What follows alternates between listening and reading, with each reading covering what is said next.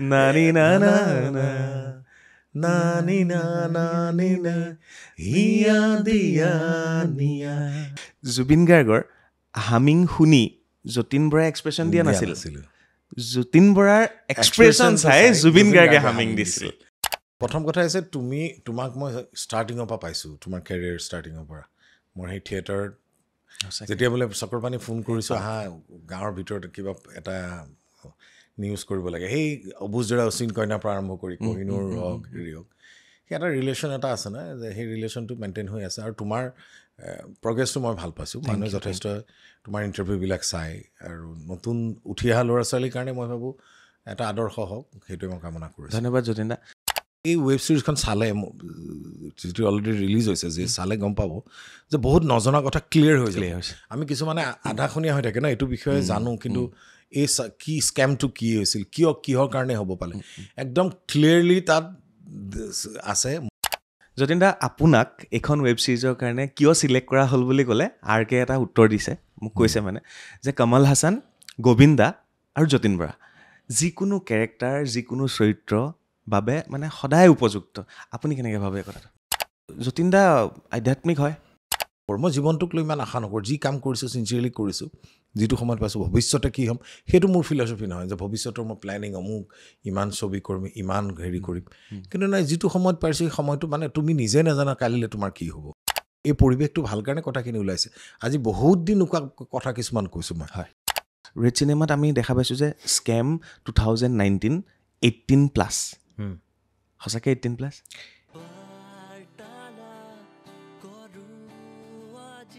নমস্কাৰ মই চক্ৰপাণী পৰাশৰ কোন আহিছে কিয় আহিছে আৰু প্ৰথমবাৰৰ কাৰণে বাৰ্তালাপলৈ আহিছে যতীন বৰা যতীন দা নমস্কাৰ জনাইছোঁ ধন্যবাদ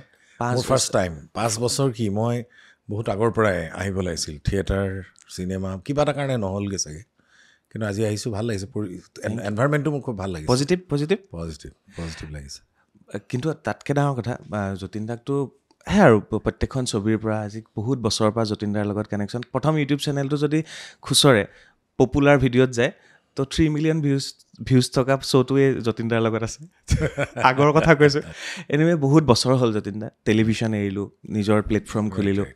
আৰু ভাল লাগে আপুনি যেতিয়া আহে আপুনিও পজিটিভ মানুহ আৰু ধন্যবাদ আপুনি অহাৰ কাৰণে প্ৰথম কথা হৈছে তোমাক মই ষ্টাৰ্টিঙৰ পৰা পাইছোঁ তোমাৰ কেৰিয়াৰ ষ্টাৰ্টিঙৰ পৰা মই সেই থিয়েটাৰত যেতিয়া বোলে চক্ৰপাণি ফোন কৰিছোঁ আহা গাঁৱৰ ভিতৰত কিবা এটা নিউজ কৰিব লাগে সেই অবুজৰা অচিন কইনাৰ পৰা আৰম্ভ কৰি কহিনুৰ হওক হেৰি হওক সেই এটা ৰিলেশ্যন এটা আছে না যে সেই ৰিলেশ্যনটো মেইনটেইন হৈ আছে আৰু তোমাৰ প্ৰগ্ৰেছটো মই ভাল পাইছোঁ মানুহে যথেষ্ট তোমাৰ ইণ্টাৰভিউবিলাক চাই আৰু নতুন উঠি অহা ল'ৰা ছোৱালীৰ কাৰণে মই ভাবোঁ এটা আদৰ্শ হওক সেইটোৱে মই কামনা কৰিছোঁ ধন্যবাদ যতীন দা যতীন বৰা দাদা নাই যতীন দা আৰু মোৰ মানে এটা ফেচবুকত এটা একাউণ্ট আছে য'ত অকল আপোনাৰ আৰু মোৰ আজিৰ পুৰণা যিমান ফটো আছে চব মই একেলগে থওঁ জুবিন দাৰ এটা প্ৰফাইল আপোনাৰ এটা প্ৰফাইল নিশিতা বাৰ এটা প্ৰফাইল অসমৰ মানে ষ্টাৰসকলৰ প্ৰফাইল আৰু মোৰ ফটোবোৰ সেই এলবামটো যদি চাওঁ তেতিয়াহ'লে আজিৰ পৰা প্ৰায় 10-12 বছৰ আগৰ ফটোবিলাকৰ পৰা আজিলৈকে যতীন দা সেই একেই আছে কেতিয়াবা চিনেমাৰ লুকছৰ কাৰণে কিবা কিবি কৰা হৈছে ষ্টাইল চেঞ্জ কৰা হৈছে বাট একে হৈছে মানে কি আৰু প্ৰথম কথা একে হ'বলৈ মানে আজিকালি অলপ কনচিয়াছ হ'বলগীয়া হয় থিয়েটাৰ থাকিলেতো নহয় দুপৰীয়া হ'লে এটা লেংগুৱেজে আছে ৰতন লহকৰে কয় বাগাত দে সেই বাগাত দিয়া নিচিনাই হৈছে বাদ দে ৰতন লহকৰৰ এটা শব্দ মোৰ সদায় ভাল লাগে মানে তেওঁ নাটকৰ আগত দুপৰীয়া যিটো ৰেষ্ট লয় আৰ্টিষ্টসকলে এই যতীন তই এতিয়ালৈকে বাগাত দিয়া নাই মই বাগাত এই শব্দটো মোৰ এতিয়াও ভাল লাগে কাণত পৰে ৰতন দা নাই কিন্তু ভাইমান থিয়েটাৰ মোৰ কেৰিয়াৰত মই কওঁ এতিয়া থিয়েটাৰ কথা যিহেতু ওলাইছে কাৰণে মই কৈছোঁ এই মুনীন মই কাক লগ পোৱা নাই মই মহেন্দ্ৰ বৰঠাকুৰৰ পৰা আৰম্ভ কৰি হেমন্ত দত্ত তাৰপিছত মুনীন বৰুৱা ভৱেন শইকীয়া ছাৰ কৃষ্ণ ৰয় ৰতন লহকৰ তেওঁলোকক পাই মোৰ তাৰমানে কি ফিল হয় আমি যেতিয়া সৰু আছিলোঁ যে তাত সুৰেণ মহন্ত মহানন্দ শৰ্মাৰ এক্টিংবিলাক চাওঁ যে কাঠৰ এটা ষ্টেজ এটাত ইমান পাৰফৰ্মেঞ্চটো কেনেকৈ দিব পাৰে আৰু মই ভাবোঁ সেইবিলাকে মোৰ কাৰণে এটা ইনষ্টিটিউটৰ নিচিনা হ'ল আৰু এতিয়া ওলাল কিয় যে থিয়েটাৰৰ কথাটো ওলাওঁতে কৈছোঁ যে থিয়েটাৰ সময় মানে কোনো নাথাকে এই লেট নাইট শ্ব' আৰম্ভ হয় খেলি মেলি হয় এটা লাইফটো যে খোৱা বোৱাৰ পৰা আৰম্ভ কৰি নিজৰ কিছুমান বস্তু মেইনটেইন কৰিব নোৱাৰে থিয়েটাৰ ৰেষ্টটো খুব দৰকাৰ 2-3টা শ্ব' কৰাটো মই ভাবোঁ বহুত কষ্টকৰ বুলি ভাবোঁ যতীন দা কেওফালে আপোনাৰ চৰ্চা আমি যদি ভাইমন দা চাওঁ তাত যতীন জবিন মুনিন তাতো যতীন দাৰ চৰ্চা এফালে যদি কলিয়াবৰৰ ফালে যায় তাতো আপোনাৰ শ্বুটিং চলি আছে এখন আমাৰ ককা দেউতাৰ নাতি আৰু হাতী এফালে যদি চাই ৱেব ছিৰিজ OTT প্লেটফৰ্মত যদি যায় তাতো আপোনাৰ চৰ্চা এফালে চুপা চুপিত তাতো বোলে আপোনাৰ কেৰেক্টাৰ মানে ক'ৰবাত যতীন দাৰ সেই আগৰ ব্যস্ততাৰ সময় আকৌ বেছিকৈ ঘূৰি আহিছে ইখনৰ ব্যস্ততাতকৈ তাৰমানে জীৱনত কিছুমান কাম মই চিনেমা কৰিলোঁ মই তোমাক কি ক'ম চক্ৰবাণী কিছুমান চিনেমা মই পইচাৰ কাৰণে কৰিছোঁ যে ঘৰৰ এটা ডাঙৰ ল'ৰা দায়িত্ব বহুত আছে যে কিছুমান চিনেমা এতিয়া সেই চিনেমাবিলাক নাম নকওঁ কিছুমান চিনেমা চালে মোৰ বেয়া লাগে এতিয়া খালি মই অলপ চিলেক্টিভ হৈছোঁ যে মোৰ 60ৰ ওচৰা-ওচৰি চিনেমা মই কৰিছোঁ আৰু বহুত ডাইৰেক্ট কাৰ লগত মই কাম কৰা নাই মোৰ কেৰিয়াৰত মানে ভাইমন দাৰ পৰা আৰম্ভ কৰি ৱাইচকণি বৰাৰ পৰা আৰম্ভ কৰি জাহ্নু বৰাৰ পৰা আৰম্ভ কৰি মানে মুনিন বৰুৱাৰ কথা কৈছোঁ যিমানখিনি ডাইৰেক্টৰ আছে মুন্না আহমেদ তাৰপিছত আমাৰ ৰাজেশ ভূঞা VCDৰ সময়তো বহুত কেইখন VCD কৰিলোঁ বহুত কেইজন আৰু এটাই কওঁ যে মই এতিয়া এটা বস্তু শিকিছোঁ যে জীৱনত কিছুমান কাম কৰিলোঁ মোৰ চিনেমা কোৱালিটি আৰু কোৱান্টিটি বুলি এটা শব্দ আছে ন যে মই কোৱালিটিৰ ওপৰত বেছি গুৰুত্ব দিবলৈ ট্ৰাই কৰিছোঁ যে যি হ'ল যি কৰিছোঁ আগৰখিনি কৰিলোঁ চিনেমা লাগে চিনেমা কৰিছোঁ পইচা লাগে গুৱাহাটী চলিবৰ কাৰণে আৰু মই যিটো আগতে থিয়েটাৰ আগৰ যিটো যতীন বৰা সেইটো ক'ব গ'লেতো মই ভাবোঁ বহুত হিষ্ট্ৰী হ'ব মোৰ জেগাত যদি সেইটো সময়ত কোনোবা এক্টৰ থাকিলেহেঁতেন এই লাইনটো কেতিয়াবা এৰি দিলেহেঁতেন মই যিটো ষ্ট্ৰাগল কৰি পেলাই বেগ এণ্ড বেগে যায় জীৱনৰ ফাৰ্ষ্ট চিনেমাখনৰ পাৰ্টিটো মোক আউট কৰি দিছিল ন সিদিনা প্ৰাঞ্জল দাহঁতে কওঁতে প্ৰাঞ্জল দাহঁতেই চক খাইছে যে কিমান এটা চেলেঞ্জিং এটা লাইফটোৰ কথা মোক কৈছোঁ আৰু খুব সেইবিলাক মই খুব ইজিলি ল'লোঁ কাৰণে কিজানি আজি এটা পৰ্যায়ত নিশ্চয় হেৰি হ'ব পাৰিছোঁ আৰু সেইকাৰণে চাগে এতিয়া নতুন বস্তু হৈ গৈছে আমাৰ OTT web series OTT platform এইবিলাকত তাতো আপুনি বৰ্তমান সময়ত আপোনাৰ নিজে গম পাইছে যে এতিয়া OTTটো কাম কৰিব লাগে OTTও প্লেটফৰ্ম গ্ৰ'থ হৈছে তাৰ বাবে আপুনি আৰম্ভ কৰি দিলে ৰেড চিনেমাজত স্কেম 2019 বহুত অফাৰ আহিছিলে আপোনালৈ OTT প্লেটফৰ্মৰ কাৰণে এনেকুৱা কিন্তু এইখন আপুনি বাছি ল'লে এইখন কৰিম বুলি ক'লে প্ৰথম কথা হৈছে মই যিটো মোৰ ছাবজেক্ট লৈ আহিছিলে ছাবজেক্টটো আমাৰ এটা অসমৰ এটা সমস্যা এটাক লৈ সকলোৱে জানে এই প্ৰব্লেমটোক লৈ চলি আছে প্ৰব্লেমটো সেইটোৰ কাৰণে আমাৰ প্ৰযোজক অভিজিত শৰ্মা তেওঁক এপ্ৰ'চ কৰিলে বিশেষকৈ RK যোন ডাইৰেক্টৰ RK হৈছে মোৰ সি মোতকৈ বহুত জুনিয়ৰ ল'ৰা এটা তাৰ আগতে মোৰ OTTৰ কাৰণে বহুতকেইটা প্ৰপ'জেল আহিছিল কিন্তু মই খাপকৈ কিয় ল'লোঁ ছাবজেক্টটো ভাল লাগিছে আৰু ইয়াক মই জানো আগৰ পৰাই প্ৰথম কথা হৈছে RKৰ দেউতাক চক্ৰ ডেকা মই যেতিয়া গুৱাহাটীত ষ্ট্ৰাগল কৰি আছিলোঁ তেতিয়া he was A only person যোনে মোক গাৰ্জেণ্টৰ নিচিনা বা ককায়েকৰ নিচিনা বন্ধুৰ নিচিনা মই য'ত সময় পাৰ কৰিছোঁ এডভাইচ দিছিল বহুত আৰু চক্ৰদাৰ ল'ৰাই কাম এটা কৰিব ওলাইছে বেচিকেলি সি খুব চিম্পল ল'ৰা এটা আৰু সি কণ্টেণ্টটো কৈছে সি ভয়ে কৈছে মই জানো কৰিবনে নকৰে যতীন বৰাই বহুত টকা বিচাৰি দিব নেকি কিন্তু মই যেতিয়া ইজিলি কামটো কৰিলোঁ কামটো কৰি ভাল লাগিছে আৰু ছাবজেক্টটো সকলোৰে জনা এটা ছাবজেক্ট লৈ কৰিছে আৰু অভিজিত শৰ্মা তেওঁ ফাৰ্ষ্ট টাইম এনেকুৱাকৈ এটা প্লেটফৰ্ম খুলিছে আৰু কণ্টেণ্টটো মোৰ অলপ যেতিয়া কথাখিনি কৈছে মই কওঁতে মোৰ ভাল লাগিল মই কৰিম বুলি ক'লোঁ বাকী সি টেনশ্যন খাই আছিল বাকী কি হ'ব এতিয়া বাকীখিনি কথা মোৰ হ'ব সেইটো তই হেডেক ল'ব নালাগে মই কামটো কৰিম আৰু কামটো কৰাৰ পিছত এতিয়া যদি চাই পেলাই ভাল লাগিল যে মই ভাল কামেই কৰিলোঁ তাৰমানে OTT কামটো কৰিবলগীয়া হ'লে 6টা-8টা এপিছ'ডলৈকে বহুত টাইম দিব লাগে যিটো মই এখন চিৰিয়েল কৰিছিলোঁ মৰিচিকা বুলি 103 এপিছ'ড প্ৰায় 3 মাহ লৰচৰ কৰিব পৰা নাছিলোঁ নিজে ডাইৰেকশ্যন নিজৰ প্ৰযোজনা নিজে অভিনয় কৰিছিলোঁ তাৰপিছত OTTৰ এই কামটো কৰিলোঁ কৰাৰ পিছত মই এনজয় কৰিছোঁ যে OTT কাম কৰিলে বেয়া নহয় ভাল যদি কণ্টেণ্ট থাকে এটা বহুতেই কথা পাতিছে চাওঁ কিন্তু মই আশা কৰোঁ এই যিটো ছাবজেক্ট লৈ কাম কৰিছে স্কেম 2019 আৰু এইটো মানুহে চাই পেলাই নিজক ৰিলেট কৰিব নিজৰ কিছুমান সমস্যাবিলাক তাত আৰু খুব সুন্দৰভাৱে স্ক্ৰিপ্টটো হৈছে আৰু ডাইৰেকশ্যনো ভাল হৈছে কেমেৰা বিটুলৰ লগত মই কাম কৰা নাছিলোঁ, ফাৰ্ষ্ট টাইম কাম কৰিছোঁ, আৰু প্ৰডাকশ্যনো ভাল হৈছে, কম্প্ৰমাইজ কৰা নাই। মই ভাবোঁ ভাল পাব 27 তাৰিখে যদি ৰিলিজ অলৰেডি ৰিলিজ হৈ গ'ল। চৰি ৰিলিজ হৈ গ'ল। মই নিজে চালোঁ যেতিয়া, চোৱাৰ পিছত মই ৰিলিজটো 27 বুলি জানো, 27 যিটো ৰিলিজ হৈ গ'ল, কিন্তু মানুহৰ ৰেচপন্সটো পাইছোঁ। চাবৰ কাৰণে মানুহ যিসকলে চাইছে বা যিসকলে চোৱা নাই তেওঁলোকে সোধে ক'ত পাম, সেইটো খালি অলপ যদি মই প্ৰডিউচাৰক কৈছোঁ অলপ যদি এড হিচাপে যে ক'ত কেনেকৈ ক্লিক কৰিলে ক'ত পাব, সেই বস্তুটো যদি অলপ ক্লিয়াৰিটিটো থাকে মানে বিচাৰিবলৈ সহজ হয়। যিটো আমাৰ অসমত এতিয়াও OTT প্ৰচাৰটো হৈছে, প্ৰচাৰ প্ৰসাৰৰ ক্ষেত্ৰত আৰু অলপ কনচেনট্ৰেট কৰিব লাগে। যেতিয়া ধৰক যতীন দা পেন ইণ্ডিয়াত আমি যেতিয়া স্কেম ধৰ হৰ্ষদ মেহতাৰ স্কেম কিবা কিবি আমি যেতিয়া চাইছোঁ ন, তো তেতিয়া প্ৰথম এওঁলোকে পোষ্টাৰ ৰিলিজ কৰিছে যে স্কেম 2019, তেতিয়া মই ভাবিছোঁ অ'কে অসমতো আহি গ'ল স্কেম ৰিলেটেড কিছুমান বস্তুৰ OTT প্লেটফৰ্মত আহি গ'ল, তো সেই বস্তুটো ভাল লাগিলে। ইয়াত দুটা নাম স্পষ্টকৈ লোৱা হৈছে ইয়াত, এটা হৈছে সমুজ্জ্বল কুমাৰ ভট্টাচাৰ্য আৰু অভিজিত শৰ্মা। অভিজিত শৰ্মাৰ কেৰেক্টাৰটো আপুনি কৰিছে, অভিজিত দাৰ লগত কথা পাতিছিল। আৰু তাৰ মাজতে এটা কথা কওঁ, মানে বহুতে হয়তো নাজানে, সমুজ্জ্বল দাৰ চৰিত্ৰটো যোনে অভিনয় কৰিছিল তেওঁ ঢুকালে, তেওঁ এতিয়া আমাৰ মাজত নাই, কিন্তু ফাৰ্ষ্ট টাইম সেইখনেই চাগে লাষ্ট হ'ব তেওঁৰ লগত কাম কৰা, আৰু তেওঁ আমাৰ মাজত নাই এতিয়াও, আৰু তেওঁ সুন্দৰভাৱে কামটো কৰিছিল। তেওঁৰ লগতে মোৰ 2-3টা ছিকুৱেঞ্চ আছিল, আৰু তেওঁ জীয়াই থকা হ'লে চালে নিজক চাই পেলাই ভাল পালেহেঁতেন, কামটো ভাল হৈছে যদি। অ'কে, অভিজিত দাৰ লগত আপুনি বহিছিল নে? ডেফিনেটলি বহিছোঁ। তেওঁ ঘৰতে হৈছে শ্বুটিং, ঘৰত শ্বুটিং হৈছে, তেওঁ ঘৰত শ্বুটিং আছে। আৰু তেওঁ মানুহটো মই যেতিয়া টিভিত দেখি থাকোঁ মানুহটো খুব খঙাল মানুহ নিচিনা লাগে, কথা কম ক'ব নেকি, কিন্তু ইমান ফ্ৰেণ্ডলি। আৰু মই ভাবোঁ তেওঁ ভাল ভাল কাম কৰিব, কিন্তু মই জানো তেওঁ আৰ্টিষ্টক সেই ৰেচপেক্টটো দি কামটো কৰিব জানে। এজ এ মানে তেওঁ না প্ৰডিউচাৰ হৈ আছে শ্বুটিঙত, প্ৰডিউচাৰো হয়, প্ৰডাকশ্যন কণ্ট্ৰলাৰো হয়, কেতিয়াবা এইটো নাই এইটো হ'বলৈ, আৰু পজিটিভ মানুহটো, আৰু সেই পজিটিভনেছটো থকাৰ কাৰণে কামটো ভাল হৈছে, আৰু সকলোৱে খুব ঘৰুৱা ধৰণে আমি কামটো কৰিছোঁ, আৰু সেইকাৰণে কামটো ভাল পাইছে মানুহে। অভিজিত দা খুব বেছি ধাৰ্মিক, আপুনি ফুট লৈ একদম আঙুঠি চাঙুঠি চব পিন্ধি থাকেতো, আপুনি কেনেকৈ ৰিলেট কৰিছে? মই তেওঁক টিভিত দেখি থাকোঁ ফুট, তেতিয়া মই ঘৰত তেওঁক পাৰ্চনেলি লগ পালোঁ।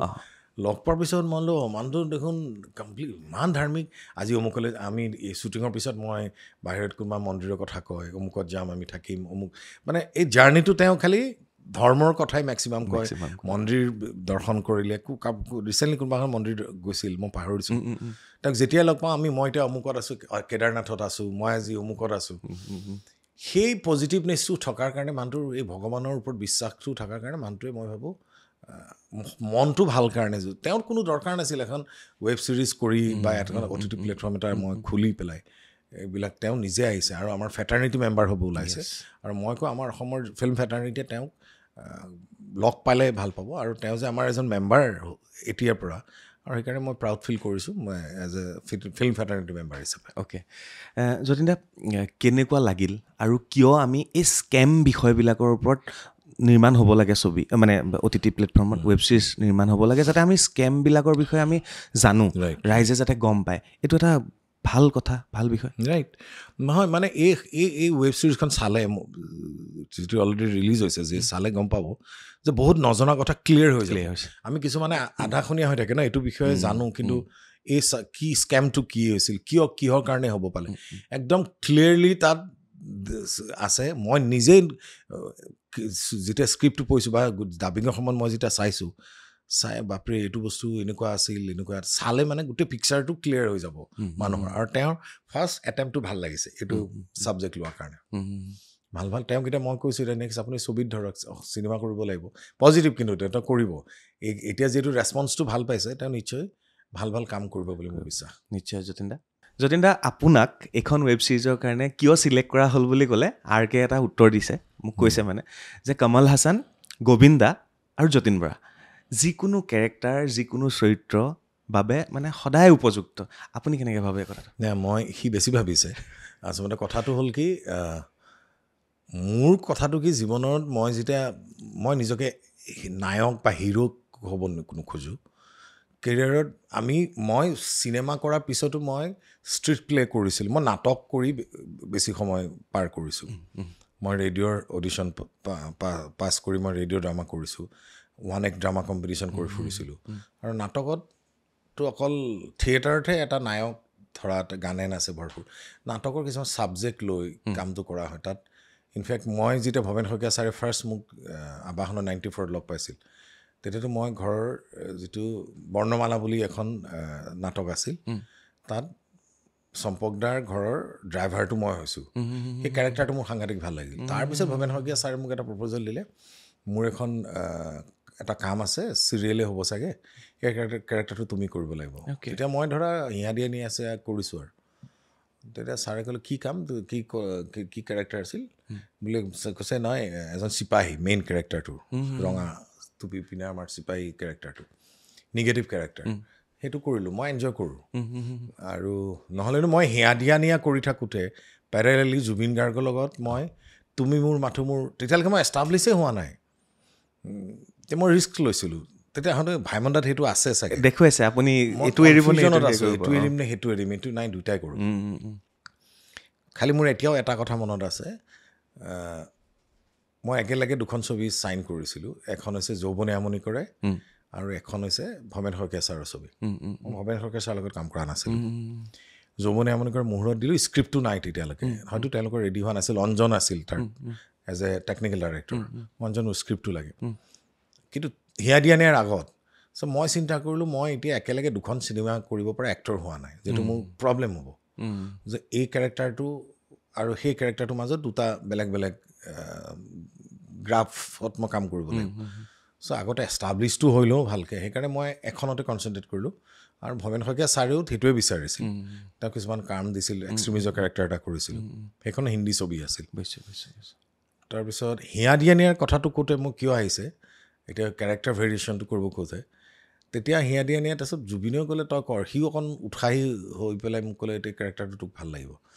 মোৰ মুখখনটো নিগেটিভ নাহেই দেখোন কেনেকৈ মোক তই চিলেক্ট কৰিছিল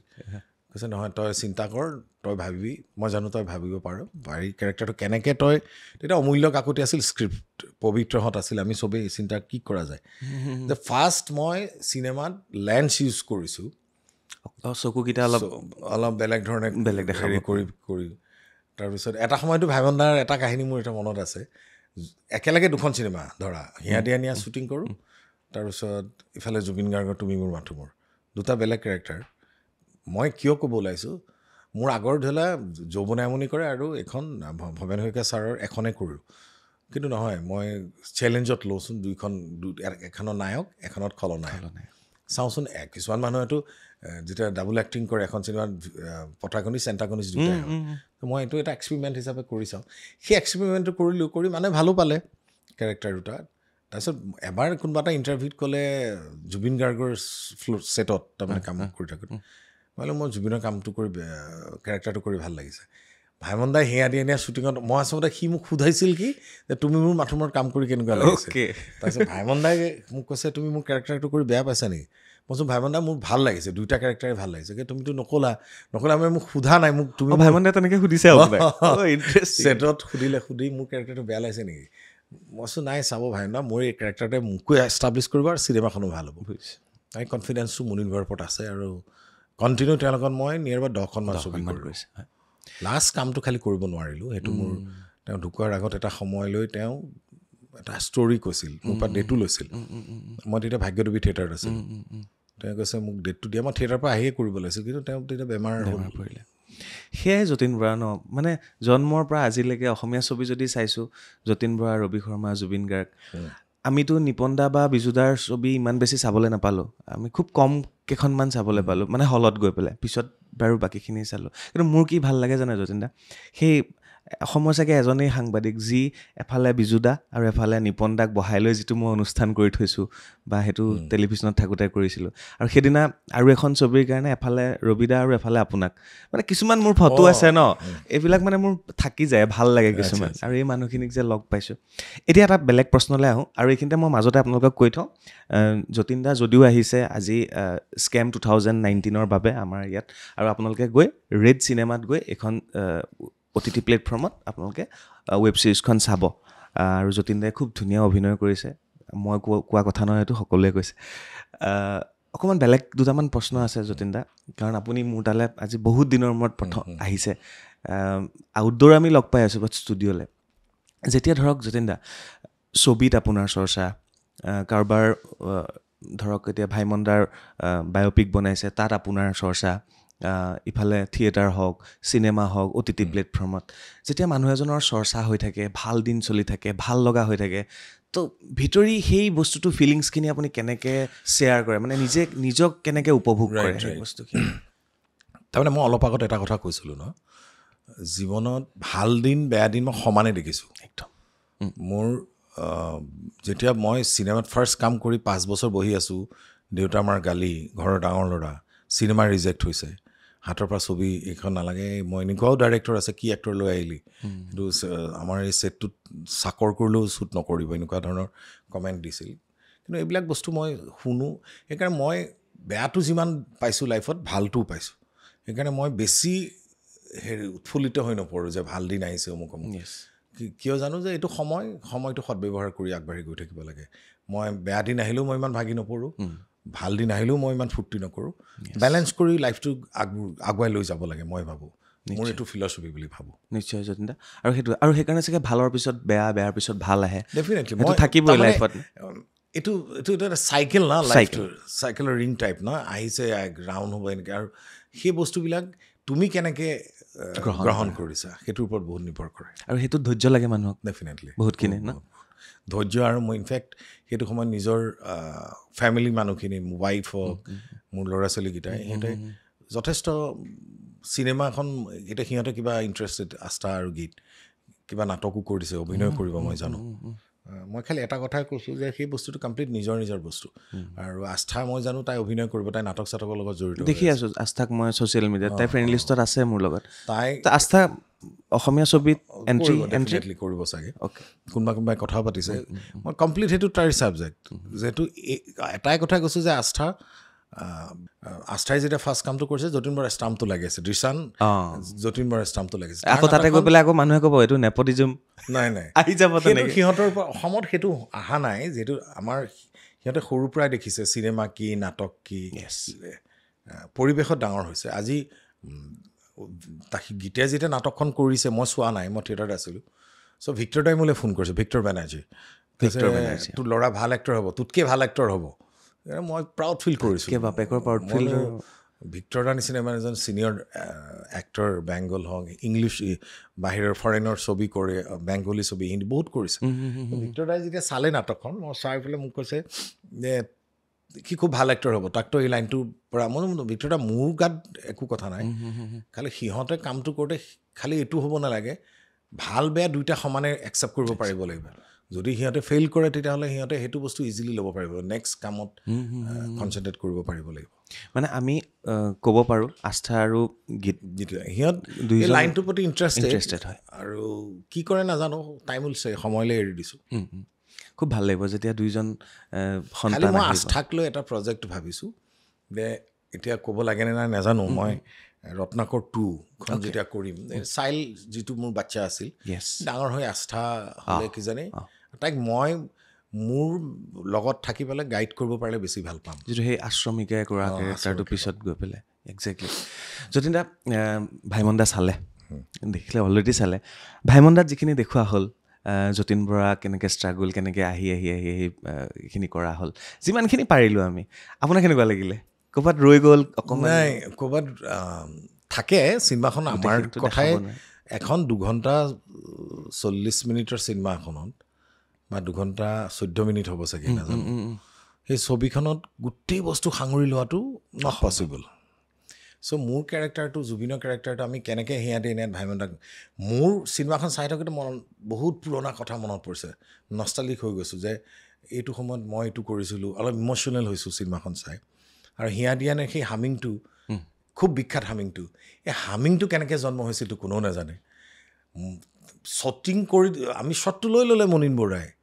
শ্বটটো মোক কৈছে যতীন আমি টপ শ্বট থাকিব তুমি ঘৰটোৰ পৰা এনেকৈ ওলাই আহিবা আহি বহি জাষ্ট জুবিনৰ এনেকুৱা ধৰণৰ হামিং এটা দিব তুমি সেইটো মাইণ্ডত লৈ পেলাই এক্সপ্ৰেশ্যনটো দিবা এতিয়া হামিং হোৱাই নাই হামিংটো চ' ৰেকৰ্ডিং হোৱা নাই শ্বটটো ময়ো তেনেকৈ ভাবিলোঁ জুবিনে এনেকৈ জুবিনে মোৰ এক্সপ্ৰেশ্যনটো চাই না সেই ভালকৈ গাই দিয়ক না ভালকৈ গাই নাই নানি না নানি না হিয়া দিয়া নিয়া, সেইটো আফটাৰ মোৰ এক্সপ্ৰেশ্যনটো চাই জুবিনে তেতিয়াহে গানটো এই হামিংটো জন্ম হৈছে। বহুতে ভাবে কি হামিংটো ৰেকৰ্ডিং কৰি লৈ আনি মই লিপছ লৈ আছোঁ। ন, এইটো এক্সপ্ৰেশ্যনটো মোৰ জুবিনে এনেকৈ মোৰ লৈ মোৰ তই কেনেকৈ ইমান ধুনীয়া দিলি, তই যেনেকৈ কৰিছ তেনেকৈ মই এক্সপ্ৰেশ্যন সি হামিংটো দিছে, আৰু সেইটো ওৱান এণ্ড অনলি হামিং মই ভাবোঁ। মানে ক'ব লাগিব এনেকৈ ক'ব পাৰি জুবিন গাৰ্গে সেই হামিংটো যতীন বৰাৰ এক্সপ্ৰেশ্যন চাইহে দিছিল, ক'ব পাৰি। জুবিন গাৰ্গৰ হামিং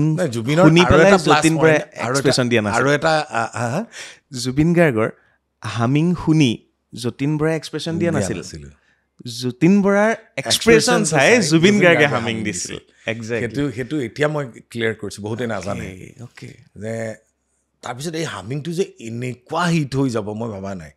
সেইকাৰণে জুবিনে মোক কি কয়, সি গান এটা শ্বুটিঙৰ কাৰণে গান এটা গালে, মই জাষ্ট গাই থৈ দিয়ে। তাৰপিছত সি মোৰ আকৌ এক্সপ্ৰেশ্যনবিলাক চাই, তইতো এইখিনিতো হাত মেলিবি, তইতো এইখিনি অমুক কৰিবি, তই শ্বুটিং কৰি সেই গানটো তাক এডিট কৰি দেখুৱাই পিছত এই গানটো আকৌ গাব লাগিব, তেতিয়া সিও কিছুমান বস্তু ভৰাই। আৰু সেইটোৱে মই ভাবোঁ তাৰ লগত বহুত কেইখন কাম কৰিলোঁ। এতিয়া যদি মই প্ৰাউড ফিল কৰোঁ যে জুবিন গাৰ্গৰ অসমীয়া ছবিৰ যিমানকেইটা হিট গান আছে তাৰে মেক্সিমাম মোৰ লিপছত থকা গান। এতিয়া মোৰ গান বুলি ক'লে VCDয়ে হওক, চিনেমাই হওক, বিখ্যাত বিখ্যাত গানবিলাক আছে। সেইকাৰণে ন অসমীয়া ছবিত যতীন, জুবিন, মুনিন,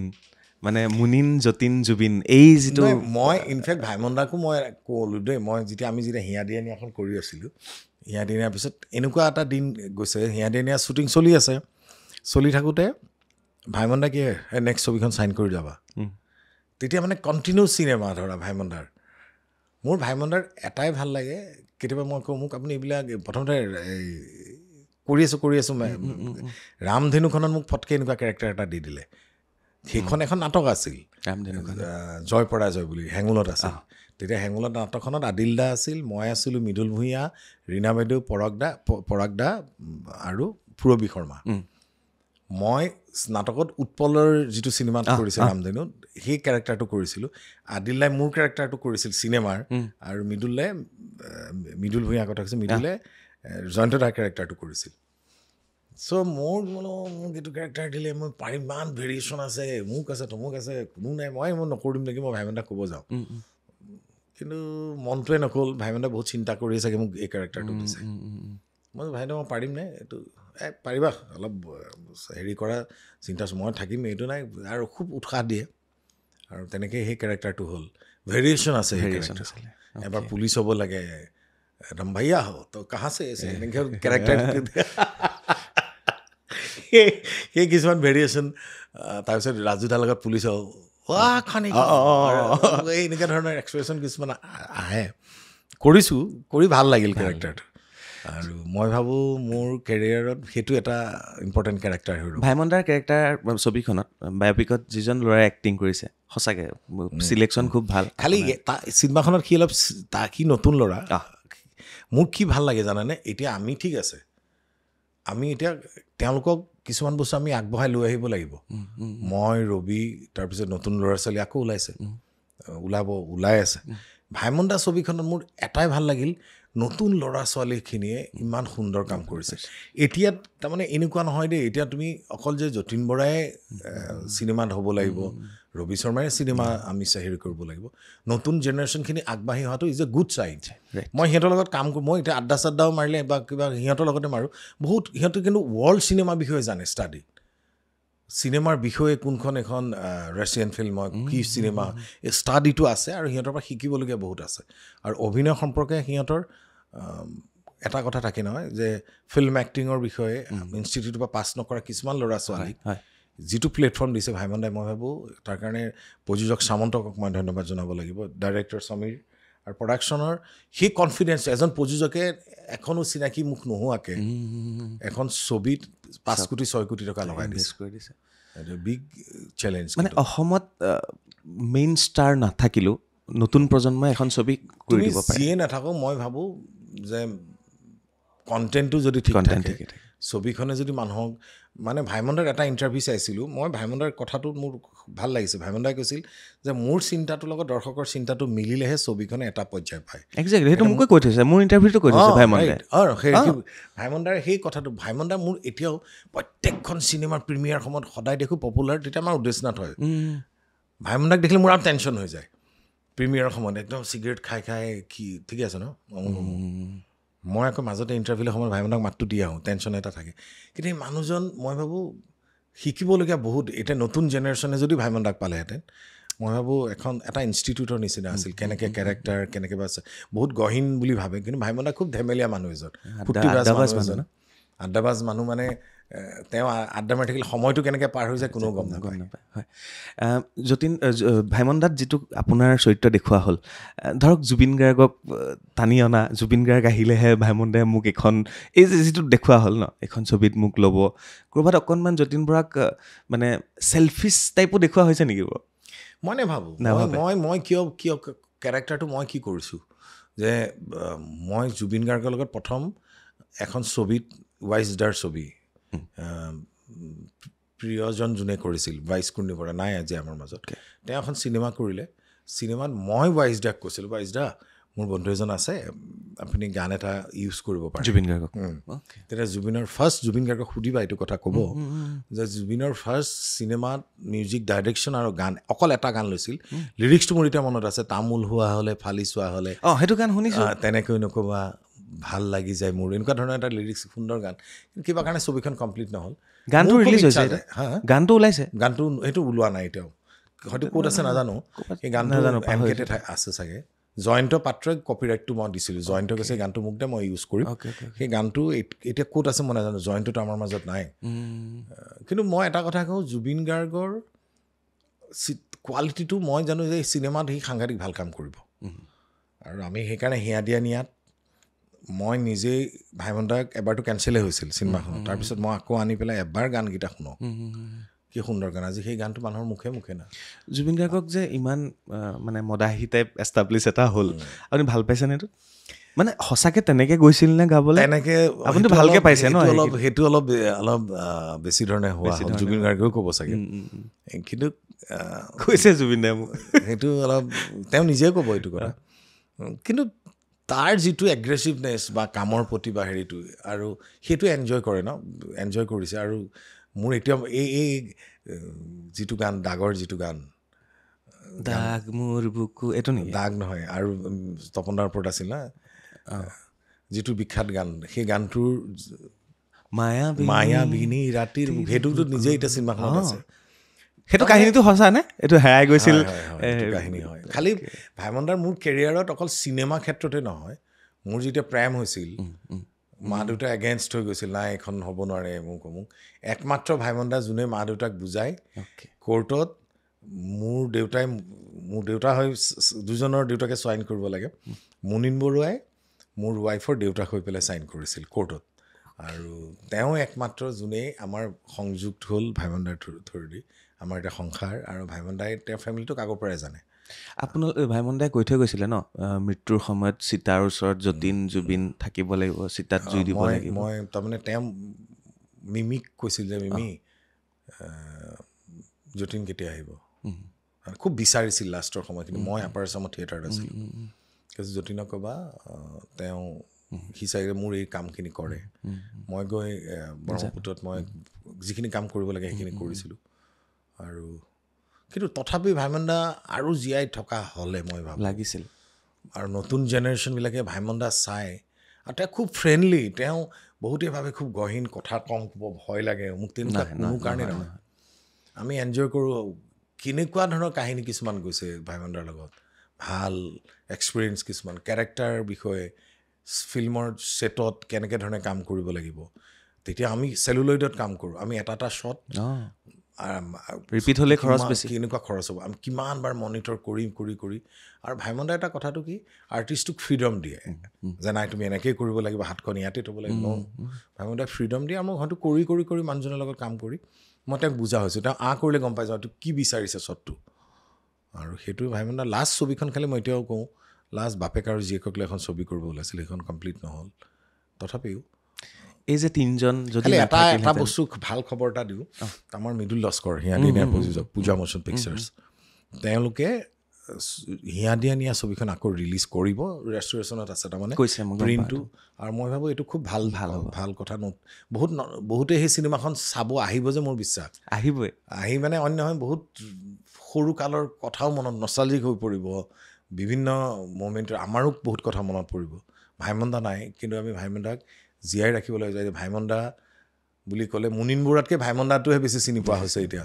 ভাইমন দাক আমি সকলোৱে ঘৰুৱা নাম এইটো আচলতে মুনিন বৰুৱা আৰু মই ভাবোঁ হিয়াদিনীয়া ছবিখনৰ জৰিয়তে ভাইমন দাই আকৌ আমি মানে হিয়াদিনীয়াৰ বহুত মেমৰিজ থাকিব সঁচাকৈ ভাইমন দাই আমাক যতীন বৰা দিলে ভাইমন দাই আমাক জুবিন গাৰ্গ দিলে ন মানে এই জুতি যদি নাথাকিলেহেঁতেন আমি অসমীয়া ছবি নাচালোহেঁতেন চাগে আজি তাৰমানে মই জুবিন গাৰ্গকো দেখিছোঁ দেই মোৰ এতিয়া মনত আছে সি তেতিয়া বম্বেত থাকে টাইম যে জুবিনৰ লগতো হওক বা ৰিজু সিও যায় আৰু এটা পৰিৱেশত কেনেকৈ চিনেমা হয় স্ক্ৰিপ্ট ৰিডিং হয় কেনেকৈ মিউজিক হয় ভাইমনে খুব লাগি থাকিব পাৰে আৰু জুবিনৰ লগত বিখ্যাত কি ধুনীয়া গান উলিয়ালে বিধাতাৰ দুটামান গানটো মোৰ এতিয়াও যেতিয়া নিজে শুনিছিলোঁ সেইকাৰণে মই খুব প্ৰাউড ফিল কৰোঁ যে মোৰ জীৱনৰ বিখ্যাত গানবিলাক মোৰ লিষ্টত আছে সঁচাকৈ যতীন দা এতিয়া খুব ব্যস্ত আপুনি ককা দেউতাৰ নাতি হাতীত তাত জড়িত এইখনৰ বিষয়ে অকণমান কৈ থৈ যাওক শ্বুটিং কিমান আগবাঢ়িছে ককা দেউতাৰ নাতি হাতীৰ ছাবজেক্টটো ককা দেউতাৰ নাতি হাতী নগাঁও কামপুৰত হৈছিল চিনেমা হল যেতিয়া প্ৰথম ৰিলিজ হৈছিল এতিয়া চিনেমা হলটো নাই আমাৰ নগাঁৱত অদিতি হলটো তেতিয়া মই এনেকৈ চাওঁ আপোনাৰ নিপন গোস্বামী শুকা এনেকৈ খাই বা বন্দুকটো লৈ যে এটা ডাইলগ আছে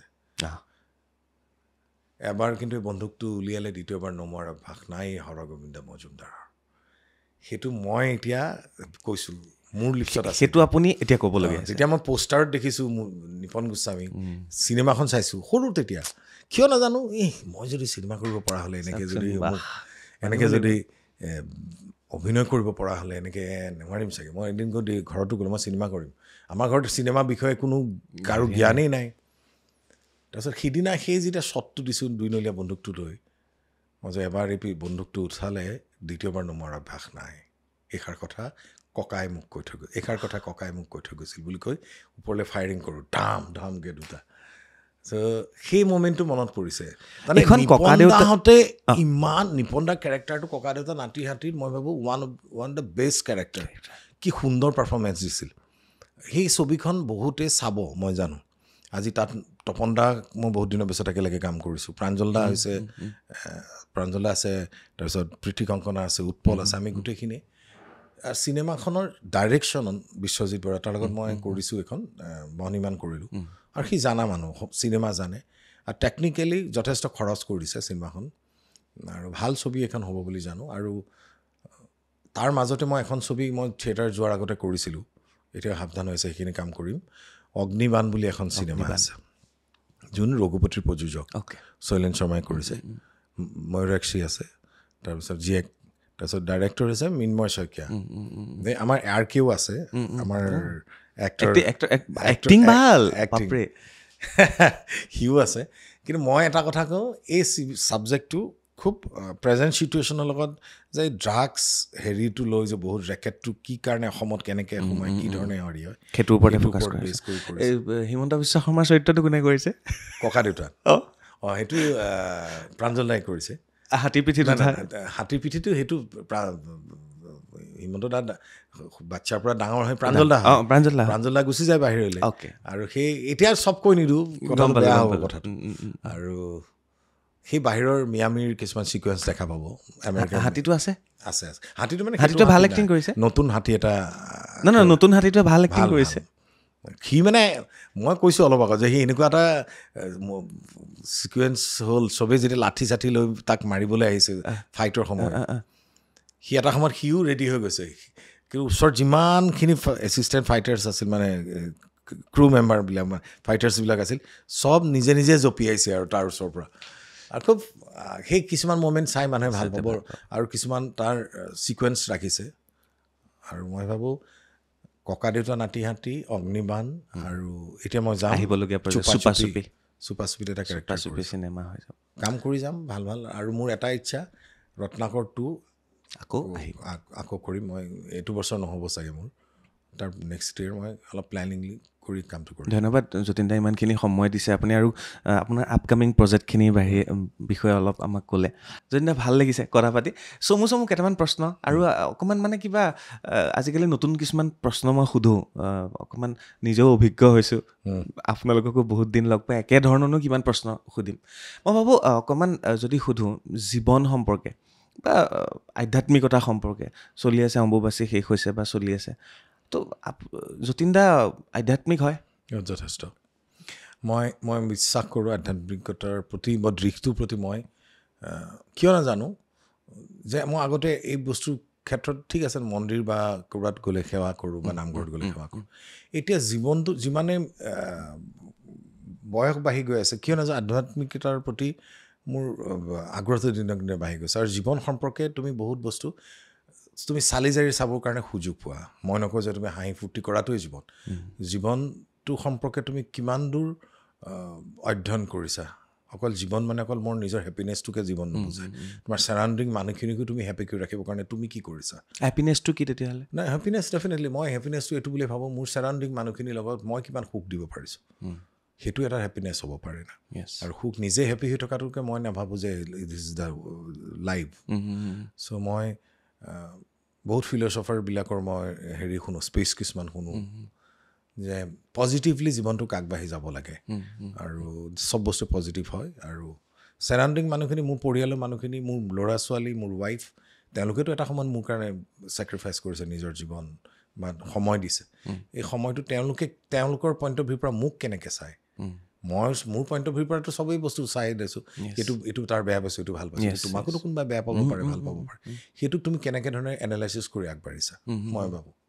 আৰু ছাকচেছটো যিটো মানুহে কয় ন মানে যেতিয়ালৈকে জীৱনটো গৈ আছে আমি গৈ আছোঁ চলি আছোঁ কৰি থাকিব পাৰিলেই ছাকচেছ যতীন বৰাই ছাকচেছটোক কেনেকৈ মানে বৰ্ণনা কৰিব মই ছাকচেছটোত মই 100% তুমি কিবা এটা বস্তু ছাকচেছ হ'ল বোলাই তুমি উঠি বাঢ়ি যাব নালাগে চ' তুমি সদায় ৰেডি থাকিব লাগে তাৰ পিছৰ আহিব লগা সময়টো কি ধৰণৰ হয় মই ৰেডি থাকোঁ নেক্সট ষ্টেপটো কি হ'ব পাৰে কাৰণ ভালৰ পিছতে বেয়া বেয়া পিছতে ভাল দিছ ইজ মই ক'লোঁ নহয় the life is a circle না চাইকেল ৰিং টাইপৰ আৰু সেইখিনি একচেপ্ট কৰি আগবাঢ়ি যাব পাৰিলে মই ভাবোঁ তুমি বিশেষ একো আশা নকৰোঁ মই জীৱনটোক লৈ ইমান আশা নকৰোঁ যি কাম কৰিছোঁ চিনচিয়াৰলি কৰিছোঁ যিটো সময়ত পাইছোঁ ভৱিষ্যতে কি হ'ম সেইটো মোৰ ফিলচফি নহয় যে ভৱিষ্যতৰ মই প্লেনিং অমুক ইমান ছবি কৰিম ইমান হেৰি কৰিম কিন্তু নাই যিটো সময়ত পাৰিছোঁ সেই সময়টো মানে তুমি নিজে নাজানা কালিলৈ তোমাৰ কি হ'ব এই কথা পাতি আছোঁ ইয়াৰ পৰা ওলাই গৈতো মই মৰি যাব পাৰোঁ ন চ' সেইটোৱে মই কৈছোঁ যে যিটো সময় পাইছোঁ সেইখিনি এনজয় কৰাটোৱে মই ভাবোঁ মই সেইটোৱে মই সুখী থাকিব বিচাৰোঁ যিটো সময় আৰু এই সময়টো ছেকেণ্ড টাইম নাহে সময়টো বৰ বেয়া বস্তু সি নাজানে একদম টাইম উইলছে সময়ে কয় সময়ে তোমাক সোঁৱৰাই দিয়ে আৰু বহুত কথা এই সম্পৰ্কে আৰু চাগে বহি ভালকৈ কথা পাতিম আপোনাৰ ভয় কিহলৈ লাগে মোৰ ভয় অইন কথাত নালাগে মোৰ নিজৰ যদি কেৰিয়াৰটোৰ কথা সোধা হয় যে কিছুমান বস্তু এইটো বস্তু মই নকওঁ যে মই চব কৰিম ময়ে অমুক কৰিম যে মই নতুন জেনেৰেশ্যনক পিছলৈ মোক কি বুলি মই নথকাৰ পিছত মোক কি বুলি স্মৰণ কৰোঁ পৰিচয়টো এটাই জানো যে তোমাৰ মৃত্যুৰ সময়ত তোমাৰ শ্মশানত কিমান মানুহ তোমাৰ জমা হৈছে ন মোৰ ভয় এইটোৱে লাগে যে মই নথকা সময়খিনিত মোক মানুহে কেনেকৈ ধৰণে গ্ৰহণ কৰে কিছুমান অভিনেতা হিচাপে কি দি থৈ যাব পাৰিলোঁ কি তেনেকুৱাটো থাকে আৰু মানে আপুনি ক'ব গৈছে নিজৰ পৰিচয়টো লৈ পেলাই হয়নে অতীত বৰ্তমান আৰু ভৱিষ্যতৰ পৰিচয়টো লৈ পেলাই এতিয়া মই সেইটোৱে মই কওঁ যে মোৰ দেউতা মোৰ লগত নাই মোৰ ভয় হয় মোৰ ল'ৰা ছোৱালীক মই পিতৃ হিচাপে সেইখিনি সময় দিব পাৰিছোঁ নে নাই এটা এনেকুৱা লাগে জীৱনৰ 35 years অভিনয় কৰি গৈ থাকিলোঁ আস্থা কেনেকৈ ডাঙৰ হ'ল নাজানো গীত কেনেকৈ ডাঙৰ হ'ল নাজানো কিন্তু মিমিয়ে সিহঁতক ভালকৈ বুজি পায় মই কেতিয়াবা এনেকুৱা দুখ লাগে মই যেতিয়া চাওঁ অকলে বহি মইতো সিহঁতক বাহিৰৰ হোষ্টেলত পঠিয়ালোঁ পঢ়িলে নিজৰ লাইফটো এটা সময়ত মোৰ যেতিয়া একদম বয়স হৈ যাব সিহঁতে মোক সেই সময়টো দিব পাৰিব নোৱাৰে মই কি কৰিলোঁ সিহঁতৰ কাৰণে সেই সময়বিলাকলৈ মোৰ ভয় লাগে নিশ্চয় ছেইম কথাটো সেইদিনা মই জুবিন দাকো সুধিছিলোঁ আপোনাৰ ভয় কিয় লাগে মোক কৈছে ঘড়ী আৰু সময়টোলে এইটো ডাঙৰ বস্তু সময় কথা কয় কিন্তু সময় কথা আজি মই যতীন বৰা ঠিক আছে মই বাচ্ছা দুটা আছে আস্থাকি ঠিক আছে মিমি মোৰ ৱাইফ ঠিক আছে কিন্তু সময়টোতো একেই নাথাকে ন এটা সময়ত তুমি সিহঁতে যদি তোমাক সময়টো নিদিয়ে, যদি মই সিহঁতক প্ৰশ্ন কৰোঁ মোক কিয় সময় নিদিওঁ, তুমি আমাক কিমান সময় দিলা, তেতিয়া মই এনচাৰটো কি দিম? সেইটো সময়টোলৈ মোৰ ভয় লাগে। টাইম কেনেকুৱা পৰিৱেশত থাকি ভাল লাগে 1 নম্বৰ, আৰু লগে লগে আপুনি এইটোও কৈ দিব যে কোনবোৰ মানুহক এভইড কৰি ভাল লাগে? এনি টাইম যোনে নিগেটিভ কথা পাতি থাকে, নিগেটিভ সেই মানুহখিনিক মই যোনেই হয় মোৰ ভাল নালাগে। আৰু এটা কি সুধিলা তুমি? কেনেকুৱা পৰিৱেশত থাকি ভাল লাগে, কেনেকুৱা মানুহ? পৰিৱেশ পজিটিভ পৰিৱেশ। এতিয়া তোমাৰ ইয়াত আহিছোঁ, অট'মেটিক তুমিতো মোক কোৱা নাই আপোনাক এইটো প্ৰশ্ন কৰিম, এইটো উত্তৰ কৰিম, একো তুমি প্লেন নাই কৰা। কথা পাতি ভাল লাগিছে, কথাখিনি অট'মেটিক ওলাই গৈ আছে। আৰু সেইটোৱে মই ভাবোঁ এই পৰিৱেশটো ভাল কাৰণে কথাখিনি ওলাইছে। আজি বহুত দিন নোকোৱা কথা কিছুমান কৈছোঁ মই। এতিয়া জুবিন গাৰ্গৰ সেই হামিংটো কেনেকৈ জন্ম হ'ল ফাৰ্ষ্ট টাইম নাই, এইটো মই কোৱা নাই ক'তো। চ' সেই কিছুমান কথা অট'মেটিক ওলায়। এতিয়া ৱেব ছিৰিজৰ কথালৈ ময়ো ভাবা নাই যে এখন ৱেব ছিৰিজ লৈ এনেকৈ ধৰণৰ কথা কিছুমান কৰিম। আৰু এনেকুৱা এটা ছাবজেক্ট লৈ মই কাম কৰিব ওলাইছোঁ, যিটো ছাবজেক্ট আমি সচৰাচৰ জানো, পঢ়িছোঁ, আৰু সেই ছাবজেক্টটো লৈ কাম কৰিছোঁ। সেইকাৰণে তেনেকুৱা পৰিৱেশ পাইছোঁ কাৰণে কথাবিলাক ওলাইছে, কামৰ বিষয়ে কথা পাতিব পাৰিছোঁ। স্কেম বুলি কোৱাৰ লগে লগে মাজতে সুধিছোঁ, স্কেম বুলি কোৱাৰ লগে লগে অসমততো বহুত স্কেম আৰম্ভ হৈছে। অযথা মোকো নি পেলাই কোনোবাই CID ভৰালে, সুধিলে, কিবা কিবি কৰিলে। আকৌ সেই স্কেমত যতীন্দাৰ নামো সোমাই গৈছিলে। মানে এই স্কেম বোলা বস্তুটো যতীন্দাৰ ফচিছেনে কেতিয়াবা? মই কিছুমান কথাত এনেই, প্ৰথম কথা হৈছে TRPৰ কাৰণে আমাৰ নাম কিছুমান ব্যৱহাৰ কৰে, কিন্তু সেইটো কৰাৰ আগত আমি আৰ্টিষ্টসকল কিয় ভিক্টিমাইজ হয় মোৰ এইটো লাগে। যে অমুকৰ নাম প্ৰথমে আহে, অমুক স্কেম। মই এতিয়া এইবিলাক বস্তু ইজিলি লোৱা হ'লে হ'ব দে, নামটো আছে কাৰণে। যিজোপা গছত ফল থাকে তালৈ শিলটোতো মাৰেই ন। পকা আম দেখিলেতো কোনে, লঠঙা গছ এজোপাতো কেতিয়াও শিলটো নামাৰে ন। গছ এজোপা ধুনীয়াকৈ একদম আমে লোমালোমে আম লাগি আছে, শিলগুটি মাৰি আমটো পাৰি খাবৰ কাৰণে ট্ৰাই কৰে। সেইটোকে পজিটিভলি ভাবি পেলাই আগবাঢ়ি গৈ থাকোঁ। নিশ্চয়। চ' এই এনেকুৱা ধৰণৰ ছবিবোৰ চাব লাগে, তেতিয়া বুজি পোৱা যায় কি চলি আছে, কি চলি থাকে। নহয়, তাৰমানে মই কিয় কৈছোঁ, আমাৰ অসমত আমাৰ পিছৰ জেনেৰেশ্যনটোৰ বহুত টেলেণ্টেড ল'ৰা ছোৱালী অলপ আগত ওলাইছে। এতিয়া এই ধৰা স্কেমত যিখিনি জড়িত, ডাইৰেক্টৰে হওক বা প্ৰযোজক অভিজিত শৰ্মা এখন ছিনিয়ৰ মানুহ, তেওঁ যে নতুন জেনেৰেশ্যন, নতুন ল'ৰা এটাক এই কামখিনি দি পেলাই সাহস কৰিছে, সেইসকল মানুহ আমি আগবাঢ়ি গ'লেহে, তেওঁলোকক সাহসটো দিলেহে তেওঁলোকে আৰু আগবাঢ়ি যাব পাৰিব। মই ভাবোঁ দে আৰ ভেৰি টেলেণ্টেড, নতুন জেনেৰেশ্যন ল'ৰা ছোৱালী বহুত টেলেণ্ট আছে। তেওঁলোকৰ লগত কাম কৰি মই শিকিছোঁ, বেলেগৰ কথা নাজানো, যে মই কেতিয়াবা এনেকুৱা ইহঁতে ইমান দীঘল ডাইলগ এটা ইমান ইজিলি কৈ দিব পাৰে। ইজি কৈ দিয়াটো মানে সেইটো খুব, আজিকালি অভিনয় পেটাৰ্ণবিলাকো চেঞ্জ হৈ গৈ আছে ন। তেতিয়া মোৰ এতিয়া মনত পৰে, এতিয়া মই ফাৰ্ষ্ট চিনেমাখনত যেতিয়া মই অভিনয় কৰিছিলোঁ, আমাকতো শিকাই দিয়ে, এটাই ডাইলগ আছিল,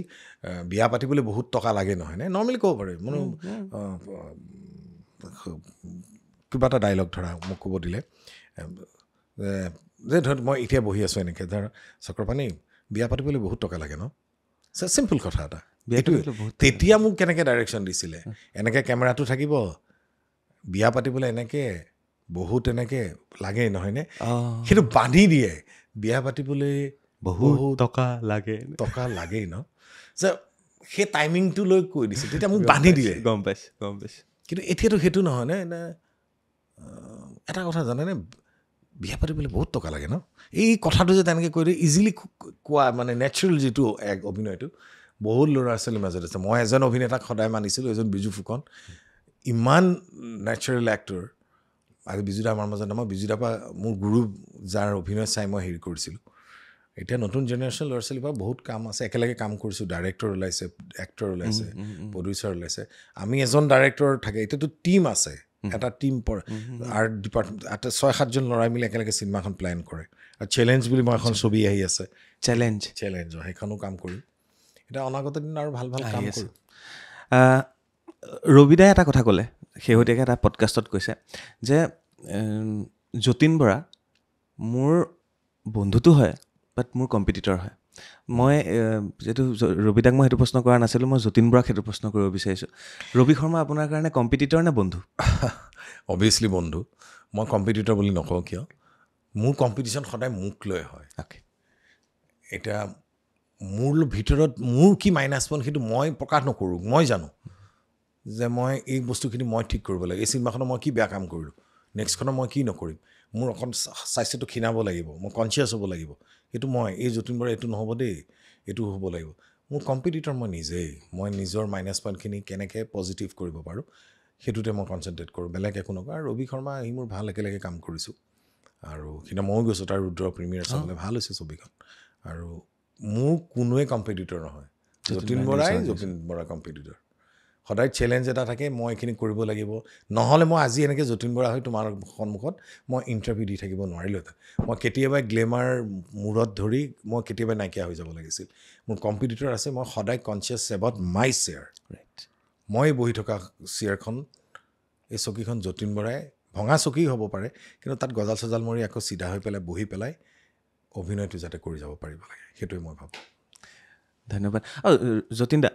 ধৰক শ্বাহৰুখ খান বুলি ক'লে শ্বাহৰুখ খান ন বা চবৰে এটা এটা থাকে তো যতীন বৰাৰ উচ্চাৰণখিনি কথা কোৱাৰ যিটো ষ্টাইল ন মানে আপোনাৰ যিটো ঠগ যতীন বৰা বুলি ক'লে যিটো আমি মিমিক্ৰি কৰিলেও আমি যতীন বৰাক সেইটো টাইপেই কৰোঁ তো যতীন বৰাই নিজে কোনটো ভাল পায় যে কোনোবাই যদি মিমিক্ৰি কৰক মোৰ কণ্ঠটো সোমাওক তাত মোৰ এক্সপ্ৰেশ্যন সোমাওক কোনটো সোমালে ভাল আপোনাৰ মেইন সেইটো মই ক'বলৈ দিগদাৰ মই নাজানো মোৰতো বহুতকেইটা ডুপ্লিকেট ওলাইছে মই দেখোঁ নিজে ষ্টেজতো চাওঁ কথা কয় কোনোবা এনেকৈ হেৰি কৰে কেতিয়াবা ভেৰিয়েশ্যন মই খুব ফাষ্ট ডেলিভাৰী দিব পাৰোঁ সেইটো মোৰ খুব সেইটো নাজানো এইটো বেয়া কথা বুলি মানে কি আৰু কেতিয়াবা ডাইলগ ডেলিভাৰী দিওঁতে ডাবিঙত চবেই ইমান ফাষ্ট ক'লে দিগদাৰ হ'ব নেকি কিন্তু মই হয়তো পাৰোঁ হয়তো মোৰ সেই প্ৰেক্টিচটো আছে মোৰ সেই বস্তুটো আজিকালি কমাইছোঁ অলপ কিন্তু ফাৰ্ষ্টনেছটো থাকিলে ডেলিভাৰী ক্লিয়াৰিটিটো থাকিলে মই ভাবোঁ বুজাত সহজ হয় যতীন দা যদি অভিনয় নকৰিলেহেঁতেন কি কৰিলেহেঁতেন আই ডোণ্ট ন' মই কি কৰিলোহেঁতেন হয়তো কোনোবা স্কুলৰ মই তাকে কওঁ মোৰ মা ঢুকাল দেউতা ঢুকাল যদি মই যতীন বৰা নহ'লোহেঁতেন কিন্তু মোৰ মা এগৰাকী চিষ্টাৰ ওপৰত কি মেট্ৰন বুলি কয় ন মা মেণ্টৰ তেওঁ নাৰ্ছৰ অ'কে মেট্ৰন বুলি কয় নেকি মেট্ৰন বুলি কয় মা ডিব্ৰুগড় মেডিকেল কলেজৰ মেট্ৰন আছিল চ' মই এটা কথাই কওঁ মাক মই দেখিছিলোঁ আমাৰ ঘৰৰ কাৰোবাৰ মই মাৰ লগত এটাচমেণ্টটো ল'ৰাৰ জেনেৰেলি খুব বেছি থাকে ন মোৰ মাৰ লগত বহুত বেছি এটাচমেণ্ট আছিল মা নাইকিয়া হৈ যোৱাৰ পিছত মই একদম ভাগি পৰিছিলোঁ মই থিয়েটাৰ কেতিয়াবা ৰিহাৰ্চেল কৰি থাকোঁ পাঠশালাত মা ঢুকোৱাৰ পিছত খালী যেতিয়া ষ্টেজটোত তাৰমানে শ্ব' 3 দিনৰ পিছত ষ্টাৰ্ট হ'ব খালী চকী গেলেৰীটোলৈকে খালী হৈ থাকে আমি যেতিয়া ৰাতি ৰিহাৰ্চেল কৰি থাকোঁ কোনোবা এটা কোণত দেখোঁ গেলেৰীৰ ওপৰত কিজনী মা বহি চাই আছে অভিনয়টো মোক তাৰপিছত মই এটা কথাই কওঁ মোৰ কিয় ক'ব ওলাইছোঁ মাক আগৰ পৰাই দেখিছোঁ মায়ে বেজী দিয়াৰ পৰা আৰম্ভ কৰি ঘৰৰ কাৰোবাৰ বেমাৰ হ'লে মই মাক প্ৰথমতে ডাক্তৰ বুলি ভাবিছিলোঁ সৰুতে বুজিছোঁ নাপাওঁ তাৰপিছত মায়ে দেখোন চব জানে তো বেজীও দিব জানে বেমাৰ প্ৰেছক্ৰিপশ্যনো এইটো কৰ তেতিয়া মোৰ খুব মানুহৰ শুশ্ৰূষা বেমাৰ হ'লে শুশ্ৰূষা কৰি ভাল লাগে মাৰ লগতে যাওঁ গাঁও ওচৰৰ কাৰোবাৰ বেমাৰ হ'লে মাও যায় কাৰোবাক ফোন কৰি মেডিচিনটো কি হ'ব লাগিব বেজী এটাও দিয়ে মন গৈছিল চিকিৎসক হ'বলৈ যদি এক্টৰ নহ'লোহেঁতেন নহ'লোঁ কিন্তু তথাপিও কপালত লিখা আছিল আৰু ৰাইজৰ আশীৰ্বাদ আছিল পৰিয়ালৰ মানুহেও অভিনেতা হৈ কাম কৰি আছোঁ কাম কৰি থাকিম ধন্যবাদ যতীন দা বেছি সময় নলওঁ আপোনাৰ লাষ্টত মোৰ এটা আপোনাৰ অনুৰোধ থাকিব স্কেম 2029 যদি সংলাপ কিবা মনত আছে এটা সেইটো আপুনি শুনাব লাগিব আৰু এদিন মোক অকণমান ডাইৰেকশ্যন কৰি চাব নি কি বুলি এনেই আৰু আপুনি যিহেতু আপুনি অভিনেতা ডাইৰেক্টৰ মোক কিবা এটা সংলাপ দিয়ক যিটো মই ক'ম আমি দুজনে ক'ম মানে নাই আমি এটা কাম মোৰ একেখিনি ডাইলগকে তুমি এবাৰ কোৱা তাৰপিছত মই ক'ম ডান অ'কে হ'ব কোনটো এইটোৱে ক'ব লাগে এইটোৱে স্কেম 1992 এইটোৱে আঁতৰত লৈ থাকিলে হ'ল তুই তাক ক'ব দিয়া নাই আপুনি ক'ব প্ৰথম মই ক'ম এইটো সংলাপ লিখা আছে যতীন দাই এবাৰ ক'ব আৰু নাই তোমাৰতো লুকটোতো তোমাৰতো হিৰো লুক মানেতো ক'বই অভিয়াছলি মানে কি আৰু তোমাক আগৰ পৰাই জানো আৰু হয়তো কোনোবা এটা কোণত তোমাৰো অভিনয়ৰ প্ৰতি এটা থাকে অভিনয়টো থাকে সেইকাৰণে আজিকালি কৰি থাকোঁ কৰিব লাগে মই জাষ্ট আমাৰ স্কেমৰ এটা ডাইলগ আছে সত্য আৰু অসত্য দুৰ্নীতি আৰু নীতিৰ যুদ্ধখনৰ যদিও পুৰণি কিন্তু চিৰন্তন এই যুদ্ধত কেতিয়াবা ৰাম হৈ ৰাৱণ বধিব লাগিব আৰু কেতিয়াবা অৰ্জুন হৈ তুলি ল'ব লাগিব আপোনাৰ বিৰুদ্ধে গান্ধীৱ এই তেনেকুৱা ধৰণৰ এবাৰ তুমি কোৱাচোন মই এবাৰ ক'লোৱে চাই ক'বলগীয়া হৈছে সত্য আৰু অসত্য, দুৰ্নীতি আৰু নীতিৰ যুদ্ধখন যদিও পুৰণি কিন্তু চিৰন্তন। এই যুদ্ধত কেতিয়াবা ৰাম হৈ ৰাৱণ বধিব লাগিব আৰু কেতিয়াবা অৰ্জুন হৈ তুলি ল'ব লাগিব আপোনাৰ বিৰুদ্ধে গান্ধীব। তুমি মোতকৈ ভাল কৈছা মাৰিব। ভাল ভাল। আচলতে কি তোমালোকেও যিটো কৰি আছা কেমেৰা সন্মুখতে কৰা, আমি যিটো কৰি আছোঁ কেমেৰা সন্মুখতে এক্টিঙে কৰি থাকোঁ। চবৰ প্ৰফেশ্যনটো কিবা প্ৰেজেণ্টেশ্যনটো বেলেগ হ'ব পাৰে। তুমি এটা বাৰ্তালাপ বুলি এটা অনুষ্ঠান চলাই থাকা, মই চিনেমা কৰি থাকোঁ। আমাৰ খালি ইনষ্টেণ্ট সংলাপবিলাক সলনি হৈ গৈ থাকে। তোমাৰ যেনিবা কিছুমান এটা ষ্টাইলত সেনেকৈ ভাল লাগিল। বহুত দিনৰ পিছত লগ পালোঁ, ভাল লাগিল। নতুন খানা চানা এইবিলাকত অকণমান ৰেষ্ট্ৰিকশ্যন আহিছে বুলি শুনিছোঁ আপোনাৰ, বহুত বস্তু এৰিলে। শৰীৰৰ যতন কেনেকৈ লৈছোঁ মই অকণ অত্যাচাৰবিলাক কমাওঁ। অত্যাচাৰ মই স্মক চিগাৰেটটো মোৰ মোটামুটি 2 বছৰমানেই হ'ল আৰু এই পাৰ্টি চাৰ্টি কমাই যাওঁ। এতিয়া অন্তত যিটো 55 ৰানিং আৰু বেছি দিনটো থাকোঁ নাথাকোঁ নাজানো, আৰু নিজক স্বাস্থ্যটোক হেৰি কৰি পেলাই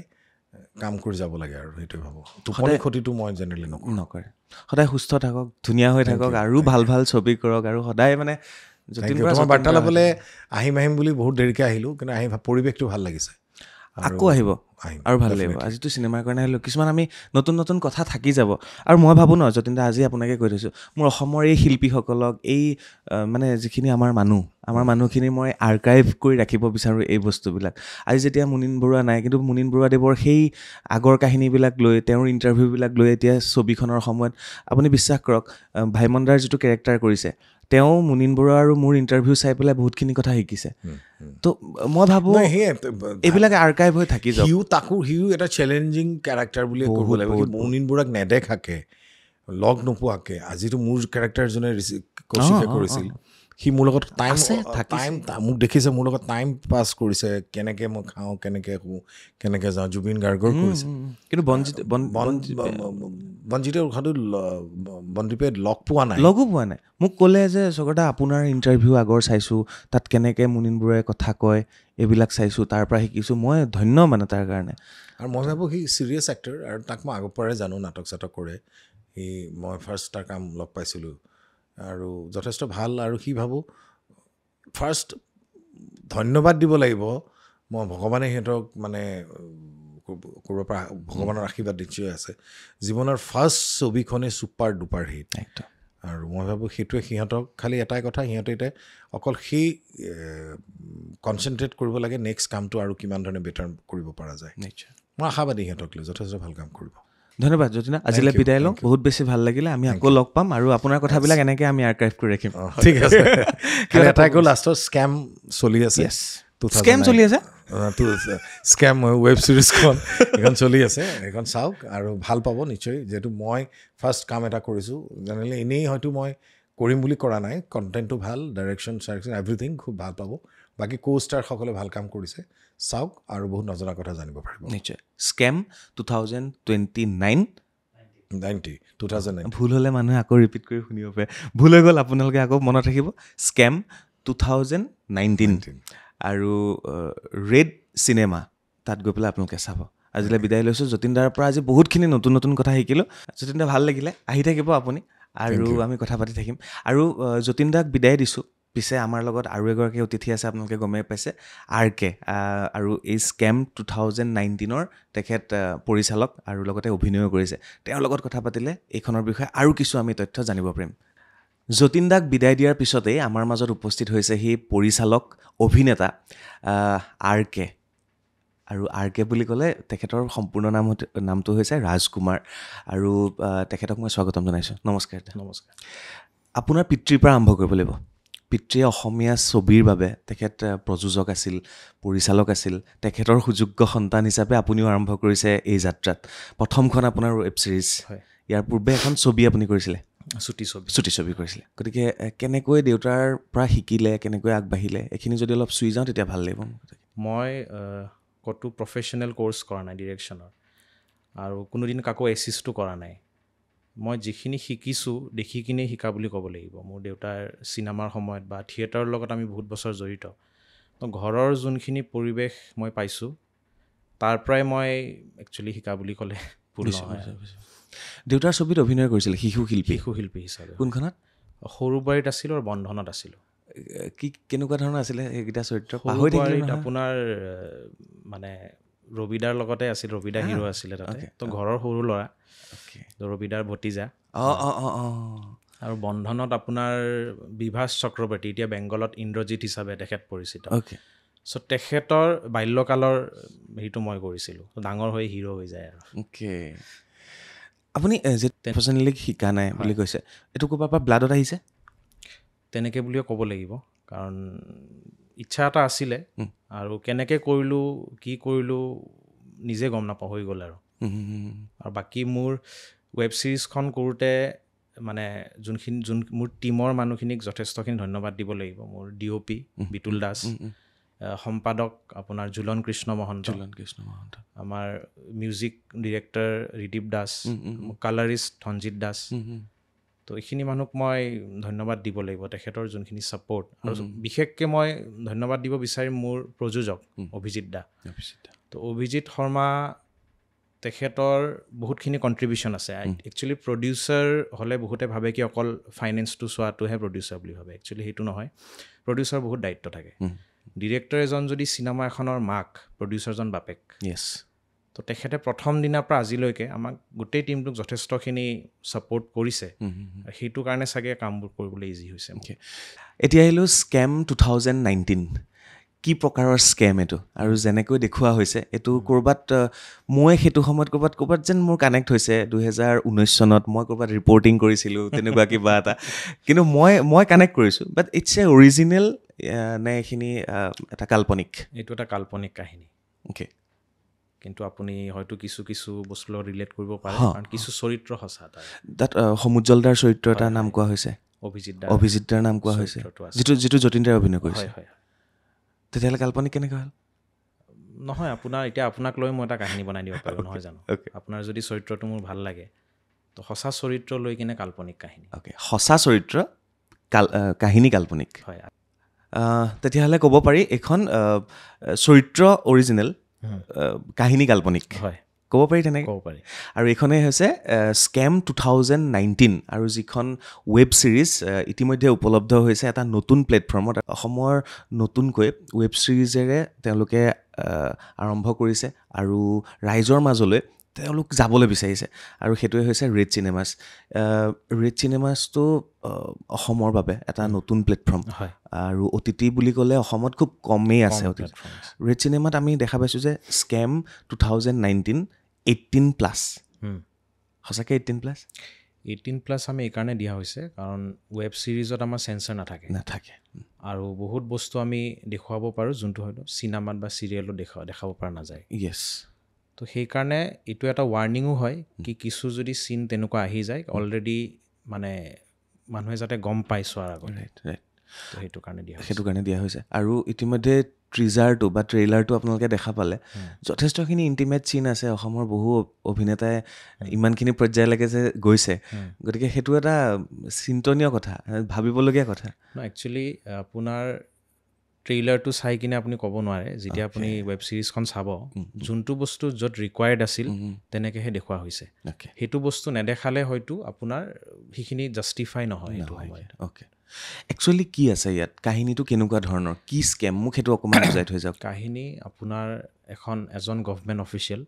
তেখেতক দায়িত্ব দিয়া হৈছিল এটা সমাজৰ এটা জাতি ৰক্ষা কৰিবৰ বাবে, আৰু তেখেতে আপোনাৰ দুৰ্নীতি কৰি কিনে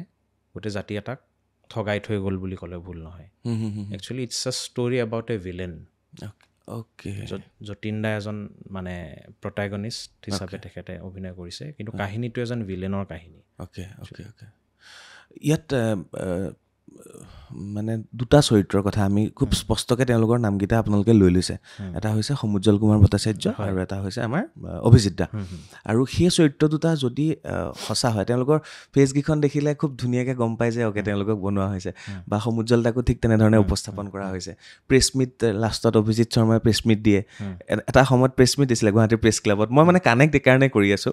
সেই সময়টোত মই নিজে আছিলোঁ, আৰু সেই সময়টোত ইণ্টাৰভিউ লোৱা মানুহো মই আছিলোঁ। অভিজিৎ শৰ্মাৰ ইণ্টাৰভিউ মই লৈছিলোঁ এখন এখন গাড়ীৰ ভিতৰত সেইটো এতিয়াও যদি ইণ্টাৰনেট খুচৰোঁ আমি পাম ক'ৰবাত মোৰ এনেকুৱা লাগিছে কাহিনীও সঁচা অভিনয় কৰা মানুহখিনিও সঁচা মোৰ এনেকুৱা লাগিছে জাষ্ট মই কৈছোঁ কাহিনীটো লিখিছে অভিজিত দাই নিজে লিখিছে তেওঁ ষ্টৰী ৰাইটাৰ আমাৰ ভাস্কৰ ডেকা ৰাইটাৰ বেলেগ চ' কাহিনীটো তেখেতৰ আৰু তেখেত প্ৰডিউচাৰ চ' নিজে প্ৰডিউচাৰ নিজে কাহিনী লিখিছে তো নিজৰ চৰিত্ৰটো তেখেতে ওলাবই নহয় জানো চবৰে ইচ্ছা যায় এটা কি মই প্ৰথম ৱেব ছিৰিজ এখন কৰিছোঁ আৰু অসমত আপুনি স্কেম বুলি ক'লে অভিজিত শৰ্মা বা সমুজ্জ্বল দাৰ নামটো সদায় আহিবই নিশ্চয় তো আমি কাল্পনিক কাহিনী বনালেও সিহঁতক এৰিব নোৱাৰোঁ তেওঁলোকে স্কেমৰ সূত্ৰবিলাক শুংবিলাক বিচাৰি উলিয়াই প্ৰটেষ্ট কৰা মানুহ সেইকেইজনে ৰাইট তো তেখেতসকলক এৰি কিনে আমি তেনেকুৱা এটা কাহিনী অসমত বনোৱাটো মই ভাবিম কি এইটো ইম্পচিবল অ'কে যতীন দাই বহুত অফাৰ আহিছিলে তেওঁৰ কাৰণে ৱেব ছিৰিজৰ যতীন দা যিহেতু চিনেমাৰ মানুহ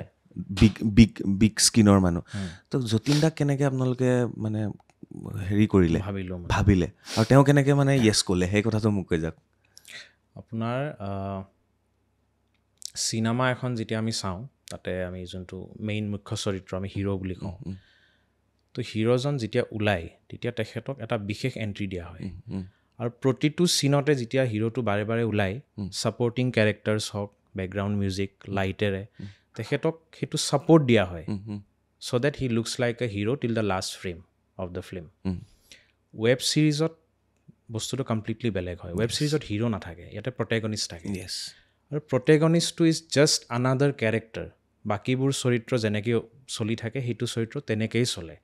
সেইকাৰণে আপুনি যদি আজি চাই মনোজ বাজপেয়ী হওক কে মেনন পংকজ ত্ৰিপাঠী সিহঁত OTT ষ্টাৰ হয় সঁচাকৈ সিহঁতৰ চিনেমা কিন্তু বৰ বিশেষ এটা নচলে বা টিকেট কাটি সিহঁতক মানুহে চাব নাযায় তো সেইটোৰে আমি বুজি পাওঁ কি ৱেব ছিৰিজ আৰু আপোনাৰ চিনেমা এটা বহুত পাৰ্থক্য আছে যদিও আমি ভাবোঁ কি একে হয় একে নহয় আৰু আমাৰ যোনটো প্ৰটেগনিষ্ট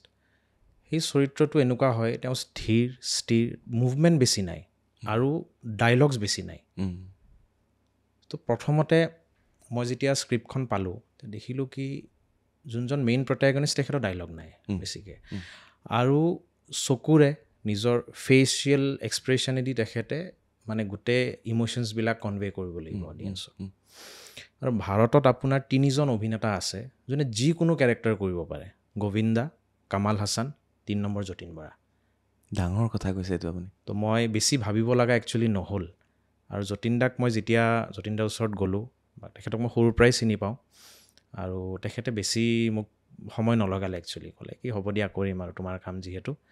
ভাবি গুণি চিন্তা কৰি কৰিবলগীয়া হৈছে কাহিনী লিখোঁতেও হওক বা চৰিত্ৰ উপস্থাপন কৰোঁতেও হওক সংলাপ কওঁতেও হওক কিমান টাফ আছিলে ইমান ডাঙৰ এটা বিষয় টাফ আপোনাৰ কেনেকুৱা হয় আমাৰ পলিটিকেল যোনটো চিনেৰিঅ' সেইটো চাই আমি এনেকুৱা ধৰণৰ একো বস্তু দিব নোৱাৰোঁ কাল্পনিক হ'লেও কেতিয়াবা কি হয় আমি যিহেতু আমি বাস্তৱ জীৱনত জীয়াই আছোঁ নহয় জানো কাহিনীটোহে কাল্পনিক তো বহুত বস্তু ৰিয়েল লাইফৰ পৰা আহি যায়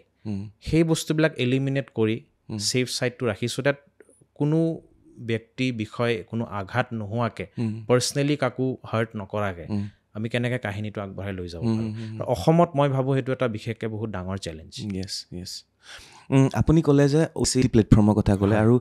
সঁচা অৰ্থত ক'বলৈ গ'লে ভাৰতৰ OTT বহুত বেছি জনপ্ৰিয় শেহতীয়াকৈ আমি কালি পঞ্চায়ত ৰিলিজ হৈছে 4th ছিজন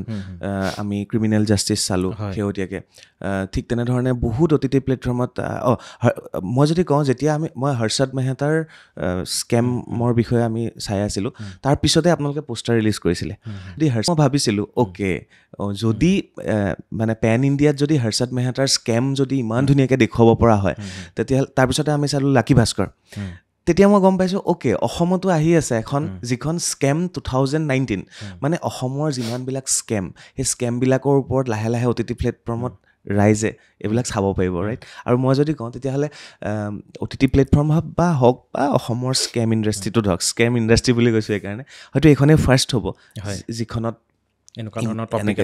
টপিক এটা লোৱা হৈছে আৰু যদি কোৱা যায় অহেতুকখনক অকণমান দেখুওৱা হৈছিল বা সেইখন চিনেমা বুলি আমি এভইড কৰিব পাৰোঁ তাতো এটা এইখন ফাৰ্ষ্ট বুলি ক'ব পাৰি ফাৰ্ষ্ট হয় এনেকুৱা ধৰণৰ 2019 আপোনাৰ ফাৰ্ষ্ট ইয়াৰ পিছত বাকীবিলাক স্কেম আহি থাকিব যিবিলাক স্কেমত আমি অসমৰ স্কেমৰ বিষয়ে জানিম আপোনালোকে বনাব আমি বনাম অ'কে থেংক ইউ ইয়াৰ পিছত আহিলেও কিয় চাব লাগিব এইখন অ'কে কি কাৰণে আমি চাম OTTত আপুনি অলপ আগতে যেনেকৈ ক'লে কি স্কেম আপুনি হৰ্ষদ মেহতা স্কেম চাইছে বা আমি যেতিয়া বাহিৰৰ OTT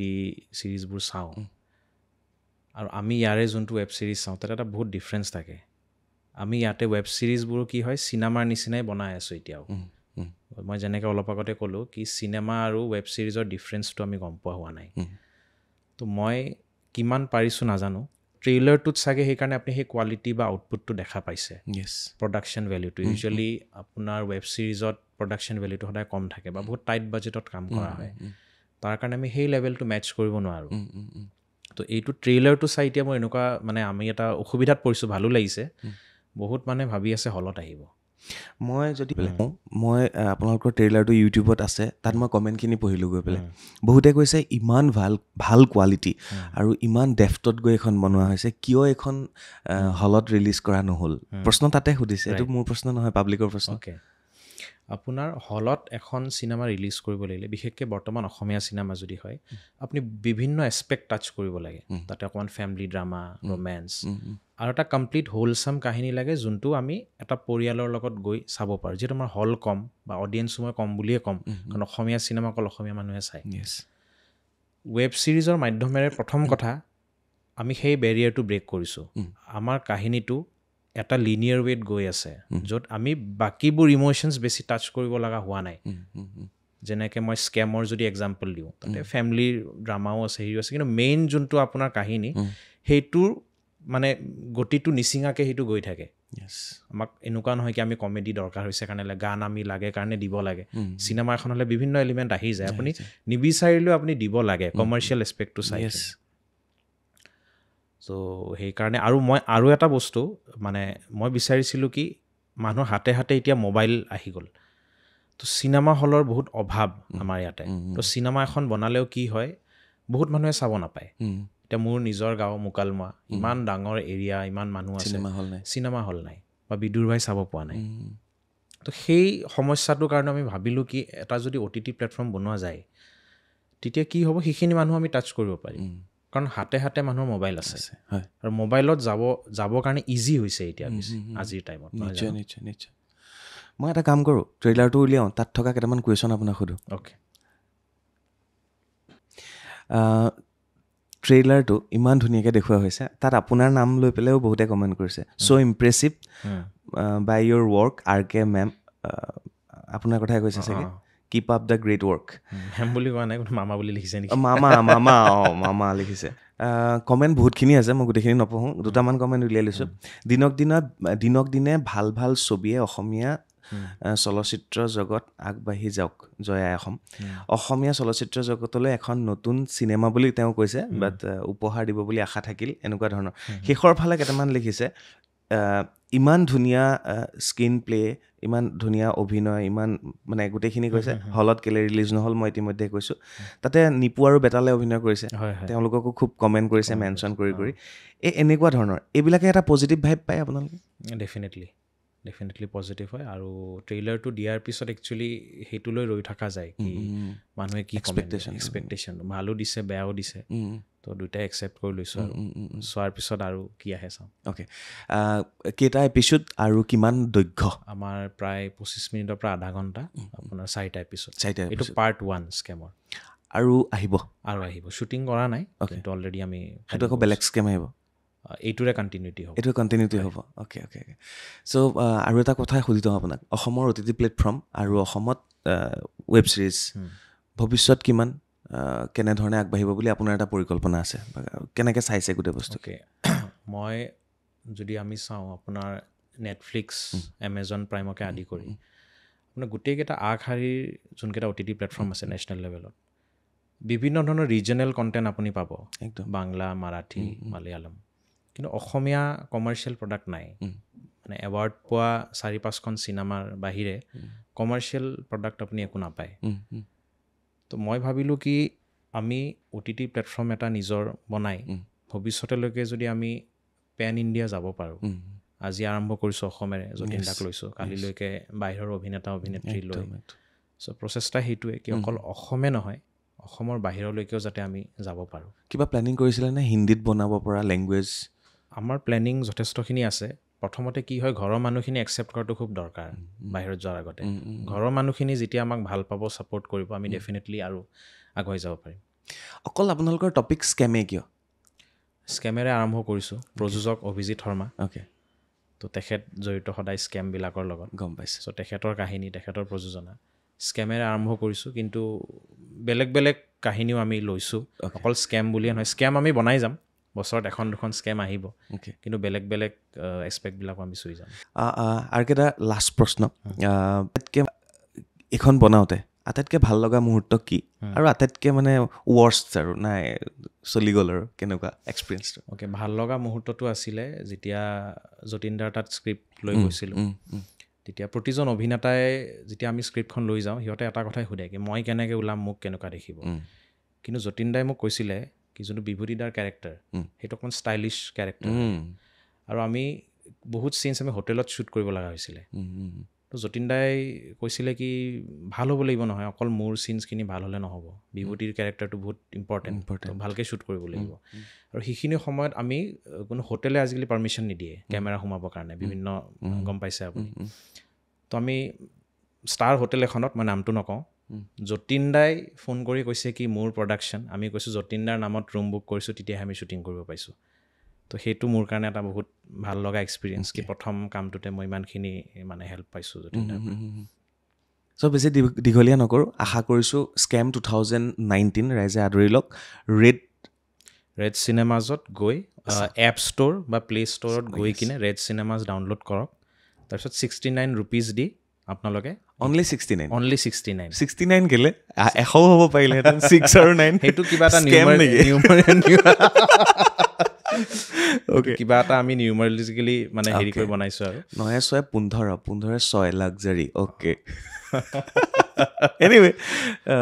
69 ৰুপিজ গৈ পেলাই ৰেড চিনেমাজত গৈ স্কেম 2019 আপোনালোকে উপভোগ কৰিব বুলি আশা কৰিছোঁ ধন্যবাদ আকৌ লগ পাম আমি থেংক ইউ